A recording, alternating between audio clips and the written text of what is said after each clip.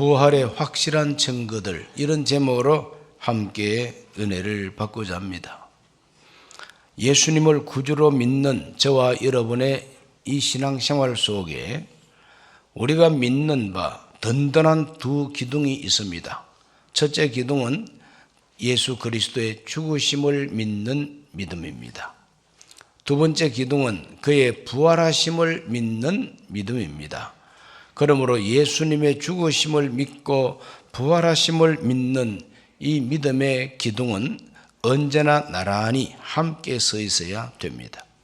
어느 그 한쪽이라도 무너지거나 또 굽어지거나 부러지면 다 무너지고 마는 것이죠.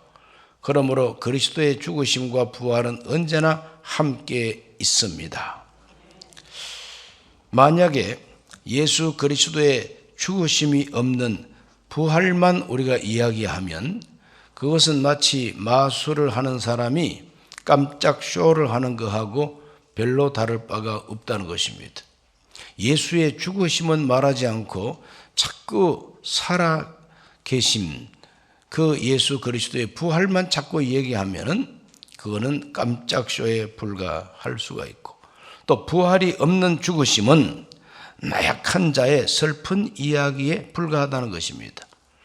당시의 기득권자들에게 억압을 당하고 정말 찍소리 못하고 불법 재판을 받고 십자가에 못 박혀 죽임을 당하는 그 예수의 슬픔, 그 나약함, 그걸 가슴을 치고 한탄할 수밖에 없는 사건으로 끝났겠죠. 그러나 부활이 있기 때문에 그의 죽으심은 빛을 발하게 되는 것이고, 부활하셨기 때문에 우리의 죄는 영원히 하나님 앞에 속죄된다고 하는 확신을 가지게 되는 것이죠. 자, 이와 같이 예수 그리스도의 죽으심이 분명했던 것처럼 예수 그리스도의 부활도 분명한 사실이라. 그래서 예수 그리스도의 부활이 사실이라고 하는 걸 증거하는 이와 같은 신앙을 부활신앙이라 그럽니다. 우리 모두가 예수님이 죽으실 뿐만 아니라 사흘 만에 부활하셨다는 걸 믿으시기를 바랍니다. 그런데 예수님이 부활하셨다고 하는 걸 누가 가장 강조하고 누가 제일 먼저 열심히 예수님의 부활을 말했을까? 그것은 예수님 본인입니다. 부활하신 예수님 본인이 내가 부활했다고 하는 것을 40일 동안이나 제자들에게 나타나시고 보여주시고 같이 말씀하시고 확실한 많은 증거로 나타내셨다고 오늘 본문이 말하고 있습니다. 1장 3절을 다 같이 읽어보겠습니다. 그가 고난받으신 후에 또한 그들에게 확실한 많은 증거로 친히 살아계심을 나타내사 40일 동안 그들에게 보이시며 하나님 나라의 일을 말씀하시니라. 제일 먼저 부활을 40일 동안 계속해서 확실하고도 많은 증거로 살아계심을 나타내신 분이 예수님 본인입니다. 그러므로 예수님이 친히 나타내신 증거들을 우리가 알아야 되겠습니다. 예수님이 자기 자신이 부활했다는 것을 제자들에게 증거하십니다. 친히 증거하십니다. 확실하게 말합니다. 예수님이 주신 증거들 가운데 4가지만 말씀드립니다. 첫째는 빈 무덤이 예수님께서 주신 증거입니다. 새벽에 예수님 무덤을 찾아간 여인들이 깜짝 놀랐습니다.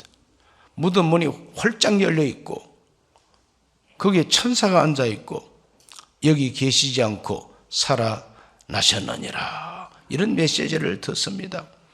그러므로 예수님의 빈 무덤이 비어 있는 것이죠. 왜 무덤이 비었을까? 부활하셨기 때문에 무덤이 비어 있다는 것입니다. 부활하지 않았으면 예수님의 시신이 안치되어 있는 무덤, 아무도 부활했다고 말할 수 없죠. 왜? 시신이 지금 여기에 있다라고 말하면 누가 아무 말도 못하는 거 아닙니까? 그런데 예수님 무덤은 비었습니다. 왜 비었을까? 그런데 예수님 무덤이 비었다고, 예수님이 시체가 없어졌다고 제일 먼저 이 세상 사람들한테 소문낸 사람들이 있어요. 소문을 냈어요. 그것도 돈 받고 소문을 냈어요. 마태복음 28장 11절에서 15절을 함께 읽어봅니다.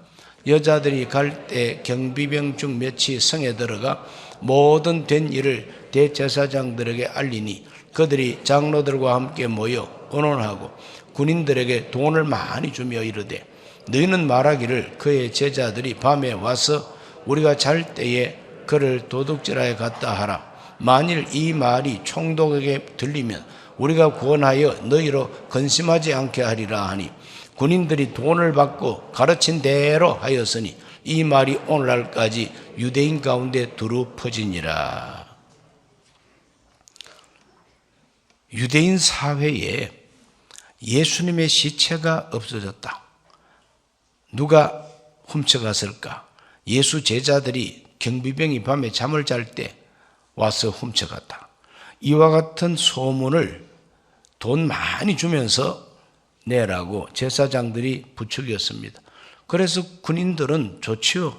돈 많이 받고 그렇게 말을 퍼뜨리기를 시작했으니 소문 내는 데는 뒤에서 돈 주면서 소문 내는 게 제일 빨라요. 돈 주면서 소문 내는 거죠. 저 텔레비전 그 회사에다가 돈 많이 주면서 이렇게 좀 방송해달라고 그렇게 말하는 거하고 다를 바가 없죠. 그러므로 뭐 거짓말이고 진짜고 간에 뭐 돈 벌면 최고다 이라고 그런 거짓말 방송을 한 거나 마찬가지죠. 로마 군병들이 그 말했습니다. 이걸 가리켜서 예수님의 빈 무덤, 왜 무덤이 비었는가에 대한 합리적인 설명을 하는 첫 번째 도난설입니다. 도난설이 뭐냐? 예수님 제자들이 훔쳐갔다는 겁니다. 경비병들이 잘 때 와서 훔쳐갔다는 겁니다. 그게 말이 되느냐? 훔쳐갔다는 것이 말이 되느냐?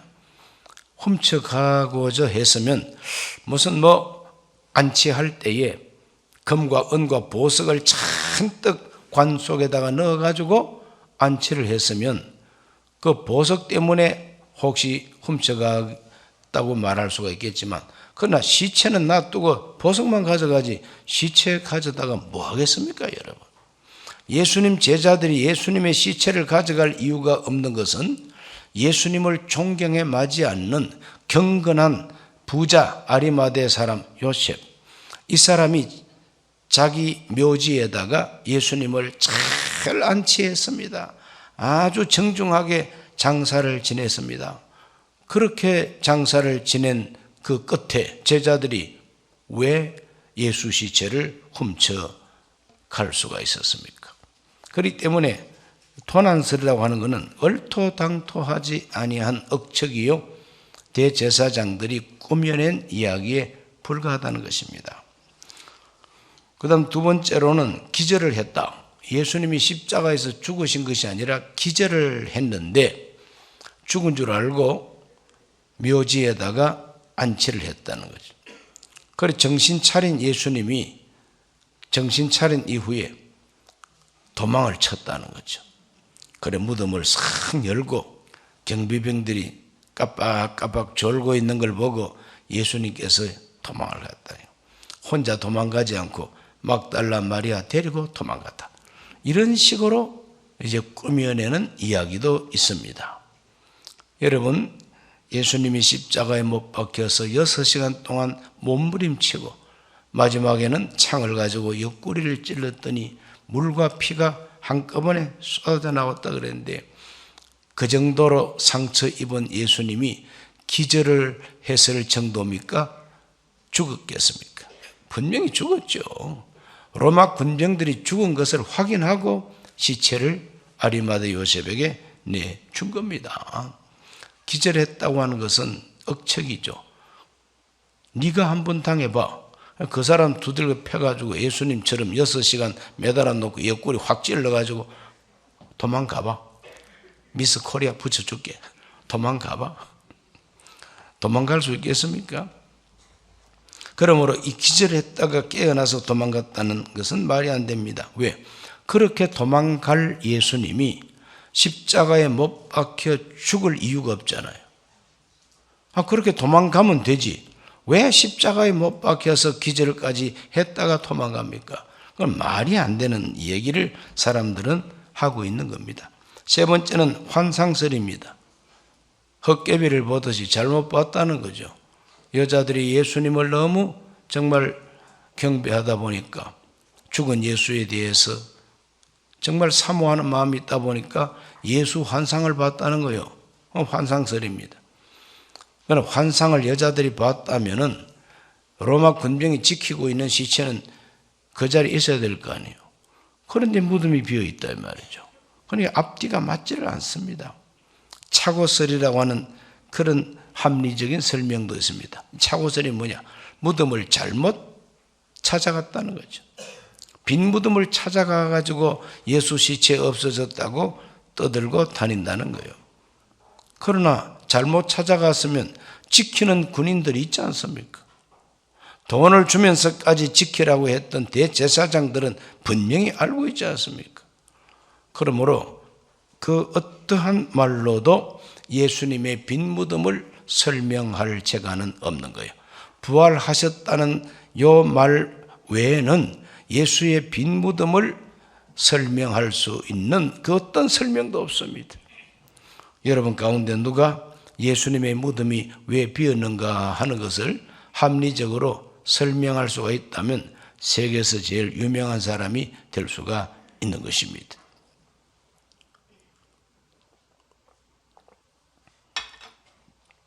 그러므로 예수님의 빈 무덤은 부활하셨다는 확실한 증거라는 것이죠. 지금도 비어 있습니다. 이 세상에 훌륭했던 성현들은 무덤을 거대하게 꾸미는 걸 자랑으로 생각하지요. 진시 황제 같은 사람은 막 산더미처럼 자기 무덤을 만들어 놓고 그 무덤 속에 또 자기를 지키는 병졸들을 꼭 살아있는 사람처럼 그렇게 진흙을 가지고 만들어서 파묻어 놓고 있어요. 무덤 꾸미는 게 자랑입니다. 무덤 큰 것이 자랑입니다. 그러나 예수의 무덤은 비어 있습니다. 왜? 부활하셨기 때문에. 두 번째로 예수님이 남기신 이 부활의 증거가 뭐냐 하면은 누우셨던 자리입니다. 예수님이 시신으로 안치가 됐지요. 예수님의 시신을 안치했던 그 자리가 바로 부활을 증거한다는 것입니다. 자, 마태복음 28장 6절에 보면은 그가 여기 계시지 않고 그가 말씀하시던 대로 살아나셨느니라. 와서 그가 누우셨던 것을 보라 그랬어요. 천사가 여자들에게 와서 누우셨던 곳을 보라. 그 여자들이 보니까 시체가 없어. 여기 계시지 않고 살아나셨느니라. 그런데 그 누우셨던 것을 보라고 하는 그 천사의 말은 헛된 말이 아닙니다. 그 누우셨던 곳 자체가 부활을 증명합니다. 요한복음 20장 6절에서 8절 읽습니다. 시몬 베드로는 따라와서 무덤에 들어가 보니 세마포가 놓였고 또 머리를 쌌던 수건은 세마포와 함께 놓이지 않고 딴 곳에 쌌던 대로 놓여 있더라. 그때야 무덤에 먼저 갔던 그 다른 제자도 들어가 보고 믿더라. 먼저 들어가 본 사람은 베드로고 나중에 들어가서 그 누우셨던 자리를 보고 믿음을 가진 사람은 사도 요한입니다. 뭘 보고 믿었느냐? 뭘 보고 믿었느냐? 예수님이 없어져 버렸는데 빈 무덤 안에 들어가서 누우셨던 곳을 보고 믿었다 그랬어요. 그건 다른 게 아니고 예수님의 시신을 쌌던 그 세마포, 성경을 보면은 예수님을 십자가에 못 박을 때 로마 군병들이 예수님의 겉옷을 벗겨가지고 가위바위보 해서 나눠 먹고 예수님의 이 속옷이라고 하는 것은 팬티가 아니고 겉옷 안에 입는 그 잠옷 같은 또 속옷이 있어요. 그 속옷은 통으로 짠 것이라서 나눌 수도 없고 또 가위바위보 해가지고 나눠 가져갔다. 그럼 예수님의 겉옷과 속옷을 다 벗겨가 버렸으니까 벌거벗은 예수님이에요. 벌거벗은 예수님이에요. 그 벌거벗은 예수님을 죽은 시체를 십자가에서 내려가지고 잘 닦고 세마포를 가지고 잘 싸고 해서 안치를 한 것이 아리마대 요셉의 예수 장례식이었어요. 그런데 딱 들어가 보니까 예수님의 시체를 쌌던 이 세마포가 가위를 가지고 자른 것도 아니고 칼을 가지고 찢은 것도 아니고 아니면 제3자가 붕대를 풀듯이 막 세마포를 풀어낸 흔적도 없고 마치 가스가 새 나가버린 것처럼 예수 시체가 가스가 돼서 빠져나가 버리고 쌌던 그 세마포는 그대로 깔아앉아 있는 모습이 놓여져 있다는 말입니다. 놓여져 있더라는 것입니다. 머리를 쌌던 그 수건도 다른 곳에 있지 않고 머리 쌌던 그 자리에 싼 그곳에 그대로 놓여 있다고 성경은 말합니다. 네. 딴 곳에 쌌던 대로 놓여 있더라. 쌌던 대로. 그러니까 이거는 너무나도 기이한 모습인 것입니다. 시체는 간 곳이 없고 뭐 수건을 풀었다든지 세마포를 찢었다든지 그런 흔적이 전혀 없고 그대로 놓여 있고 예수님의 몸은 부활하셔 가지고 연기처럼 가스처럼 빠져나가 버리는 거예요. 그러므로 벌거벗었던 우리 예수님이 세마포까지 두고 나가셨으니까 빨가벗고 나간 거나 마찬가지죠. 그래서 어떤 영화를 보면은 부활하시는 예수님 벌거벗은 채로 일어서는 모습을 촬영을 이렇게 한 걸 봅니다. 예수님께서 부활하신 후에 제자들에게 나타날 때 벌거숭이로 나타나지는 않았잖아요. 그러므로 부활하신 예수님은 벌거숭이가 아닙니다. 뭔가 옷을 입었는데 그 옷은 사람이 만든 옷이라고 볼 수는 없고 그건 신비의 세계입니다. 이제 장차 부활하면 저와 여러분도 그렇게 입을 옷이고 그러면서도 예수님의 이 몸은 부활한 몸은 생선도 잡수실 수 있는 몸이에요. 앞으로 우리도 그렇게 된다는 걸 철석같이 믿으시기를 바랍니다. 누우셨던 것을 보라. 그러므로 예수님이 누우셨던 그 자리 자체가 부활을 증거하는 것인데 그것은 사도 요한이나 베드로에게 아주 중요한 증거였어요. 그 후에 다른 제자가 가볼 때에 그 수건이나 세마포는 없어졌겠죠. 뭐 로마 당국이 치웠든지 제사장들이 치웠든지 누군가는 치웠을 거예요. 황당하게도 저 토리노 성당이라고 하는 이태리 북부 어떤 성당에서는 예수님을 쌌던 세마포가 여기 있다. 그거 내놓고 숭배하고 있습니다. 그건 역사적인 거짓말입니다. 그러나 예수님을 흠모하고 예수님을 경배하고자 하는 마음은 알아줘야 되겠죠. 예수님이 누우셨던 자리가 예수님의 부활을 증거하는 증거인 것입니다. 세 번째 부활의 증거가 뭐냐? 예수님이 친히 나타내신 세 번째 증거, 그건 바로 부활하신 몸을 제자들에게 보여주셨다는 것입니다. 이것보다 더 정확한 증거는 없죠. 부활하신 몸을 제자들에게 보여줍니다. 못자국이 선연한 손과 창자국이 있는 옆구리를 보여줍니다. 손과 옆구리를 보고 예수를 믿고 부활을 믿고 기뻐했던 제자들, 아직까지 의심하는 사람을 위해서 먹을 것이 있으면 가져와라. 생선을 구워둔 것이 있어서 한 토막을 드렸더니 아주 맛있게 드십니다. 그러므로 부활하신 예수님의 몸은 생선도 잡수시는 몸이요. 제자들 배 고플까 봐 예수님이 생선 구워놓고 아침 조반을 다 장만해놓고 기다렸다고 요한복음 21장에서 말하고 있지 않습니까? 그러므로 부활하신 예수님은 시장기에 젖어있는 제자들에게 먹을 것을 준비하셨다는 거죠. 그래서 부활하신 몸이 이렇게 나타나시고 제자들에게 보여준 겁니다. 막달라 마리아에게 보여주시고 예수님의 11 제자에게 나타나 주시고 낙심하고 고기 잡으러 갔던 베드로와 7 제자들이 해변가에서 예수님을 만나게 됩니다. 낙심한 채로 엠마오 길로 내려가던 2 제자에게 주님 찾아와 주신 것이죠. 그러므로 예수님이 십자가에 못 박힐 때에 입었던 겉옷 다 빼앗겼죠. 그러므로 정말 어떤 옷을 입었는지 옷에 대한 분명한 설명은 성경에 없지만 예수님께서 제자들에게 나타나시고 몸을 보여주신 거죠. 이것이 바로 위대한 증거가 되는 것입니다.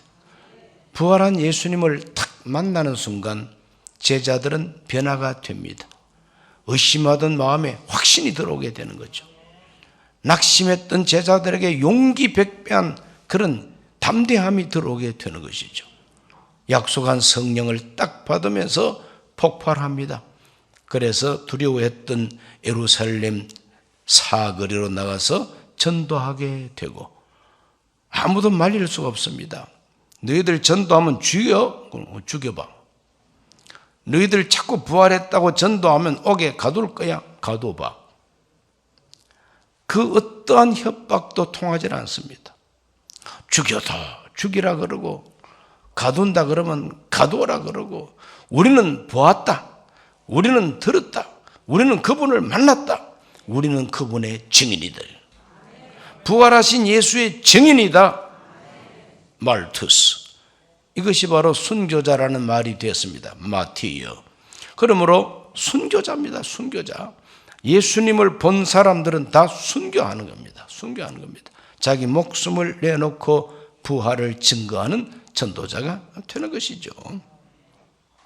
오늘 우리들은 이와 같은 놀라운 변화가 우리에게도 있기를 기도해야 될 줄로 믿습니다. 박해했던 그 바울도 예수를 딱 만나자마자 변화가 될 수밖에 없었죠. 고린도전서 15장 4절에서 8절을 읽습니다. 장사 지낸 바 되었다가 성경대로 사흘 만에 다시 살아나사 게바에게 보이시고 그 후에 12 제자에게와 그 후에 500여 형제에게 일시에 보이셨나니 그 중에 지금까지 대다수는 살아있고 어떤 사람은 잠들었으며 그 후에 야고보에게 보이셨으며 그 후에 모든 사도에게와 맨 나중에 만삭되지 못하였는 자 같은 내게도 보이셨느니라. 부활한 예수님은 머리카락 보일라 꼭꼭 숨어있는 예수가 아닙니다. 제자들에게 나타나셨어요. 제자들에게 보여주셨어요. 제자들과 말씀을 나누십니다. 하늘나라에 관한 일을 제자들에게 가르칩니다. 이와 같이 예수를 만난 사람은 모두가 다 변화되어 버리고 말한 것이죠. 맨 나중에 만삭되지 못해서 난 자 같은 내게도 보이셨다. 이 만삭되지 못해서 태어난 사람은 미숙아라 그러죠. 고상한 말로 미숙아입니다. 그런데 농담으로는 파리로입니다. 파리로가 뭡니까? 8달 반에 태어났다 이 말이에요. 그래서 파리로입니다. 친구들끼리 약간 얼뛰고 부족하고 조금 어리석다 싶으면은 놀려대는 농담이 야 파리로 그럽니다. 그건 바로 어리석고 좀 덜 떨어졌다 이 말이죠. 바울은 자기를 파리로로 고백하면서 만삭되지 못해서 미숙아처럼 태어난 나한테도 부활한 예수님이 보여주셨다는 거죠. 그래서 그는 박해하던 사람이고 예수 믿는 사람을 죽이는 사람이고 교회를 파괴하는 사람이었는데 부활한 예수를 딱 만나면서 돌변해버리고 말았습니다. 전도자가 됐습니다. 사도가 됐습니다. 부활한 예수님은 이와 같이 자기가 살아있다는 것을 제자들에게 보여주시고 증거를 주셨는데 최대의 증거입니다. 오늘 이 시간도 저와 여러분 모두가 다 예수님을 만나고 부활한 예수를 만나는 체험이 있으시기를 바랍니다. 네 번째 주신 증거가 뭐냐? 함께 일하시는 능력입니다. 함께 일하시는 능력. 부활한 예수님이 하늘로 승천하셨다 그럽니다. 하늘로 승천했다 그래서 영영 이별하고 예수님하고 우리하고는 이제 별거다. 완전히 이별했으니까 더 이상 관계가 없다. 이거 아닙니다. 하늘로 가신 그 예수님은 하나님 우편에 계시면서 땅에 있는 자기의 제자들과 땅에 있는 자기 교회 성도들과 끊임없이 교제하시고 교통하시고 부활하신 예수님이 함께 일하신다고 성경은 말합니다. 마가복음 16장 20절을 읽어봅니다. 제자들이 나가 두루 전파할세 주께서 함께 역사하사 그 따르는 표적으로 말씀을 확실히 증언하시니라. 그래서 예수님은 함께 일하십니다. 따르는 표적으로, 능력으로 확실히 증거합니다. 무엇을? 말씀을. 오늘 저와 여러분이 함께 일하시는 예수님의 능력, 이 능력을 체험하게 되시기를 바랍니다. 예수님은 하늘나라로 가서 숨어버리지 아니하시고 우리와 함께 하십니다. 볼지어다 내가 세상 끝날까지 너희와 항상 함께 있으리라. 왜 함께 합니까? 뭘 하시겠다고 함께 합니까? 그건 바로 땅끝까지 복음 전하겠다고 함께 하시는 것입니다. 무엇으로? 표적, 능력을 가지고 함께 하신다 그랬어요. 믿는 자가 받을 수 있는 표적은 뭡니까? 마가복음 16장 17절에서 18절. 믿는 자들에게는 이런 표적이 따르리니 곧 그들이 내 이름으로 귀신을 쫓아내며 새 방언을 말하며 뱀을 집어 올리며 무슨 독을 마실지라도 해를 받지 아니하며 병든 사람에게 손을 얹은즉 나으리라 하시더라. 내 이름으로 귀신을 쫓아낸답니다. 내 이름으로 귀신 쫓아낸다는 것은 마귀의 세력을 이긴다 이거 아닙니까?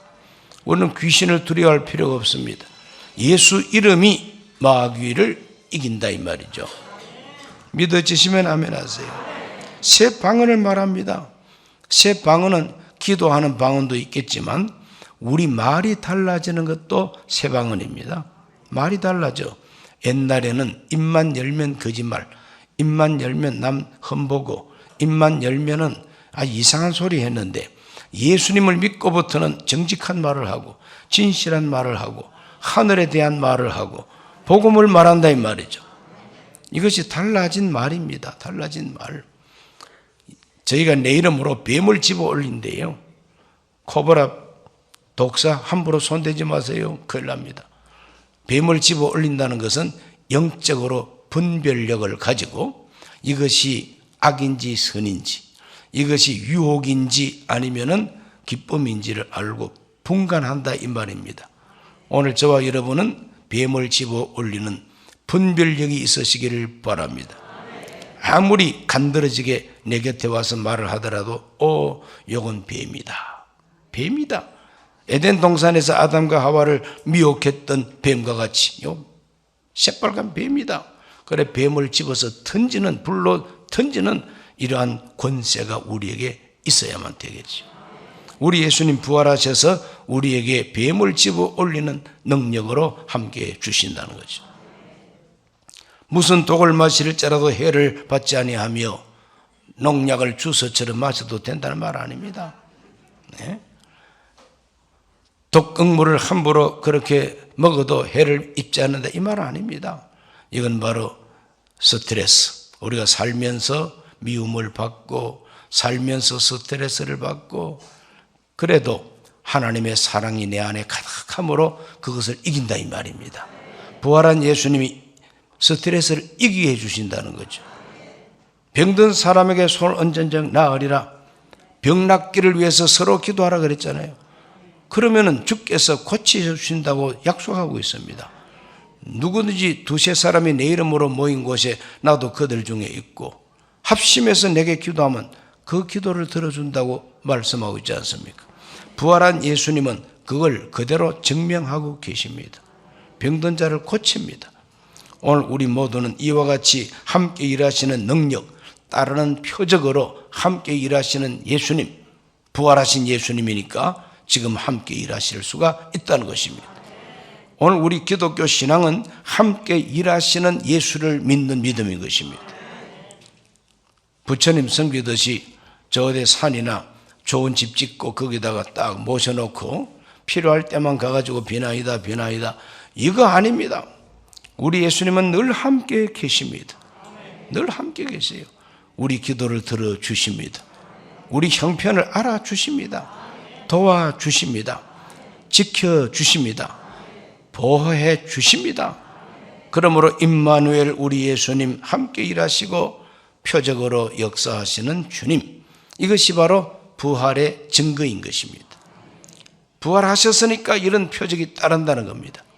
부활하셔서 지금도 함께 일하시니까 병고침을 받게 된다는 겁니다. 믿으시기 바랍니다. 우리 교회와 성도 여러분 신앙생활 속에 부활하신 예수님이 여전히 함께하는 표적이 따르기를 예수 이름으로 축원합니다. 축원합니다. 기도드립니다. 살아계신 아버지, 오늘 하나님 앞에 나와 예배드리고 예수 그리스도께서 우리에게 주시는 확실한 부활의 증거를 알게 해주심을 감사합니다. 부활의 확실한 증거들을 굳세게 부여잡고 오늘 우리 예수님의 살아계신 표적을 맛보게 해 주옵소서. 예수님 이름으로 기도하옵나이다. 아멘. 예수님 영접하고 구원받고 장차 부활하시기를 바랍니다. 진실한 마음으로 이 기도를 함께 하시기 바랍니다. 하나님 아버지, 저는 죄인입니다. 어디에서 와서 왜 살며 어디로 가는지 알지 못하고 죄 가운데 살았습니다. 저의 죄를 위하여 십자가에서 죽으시고 부활하신 예수님을 제 구주로 모셔드립니다. 저는 하나님 자녀가 되었습니다. 지금부터 영원토록 주님과 함께 살겠습니다. 예수님 이름으로 기도드립니다. 아멘.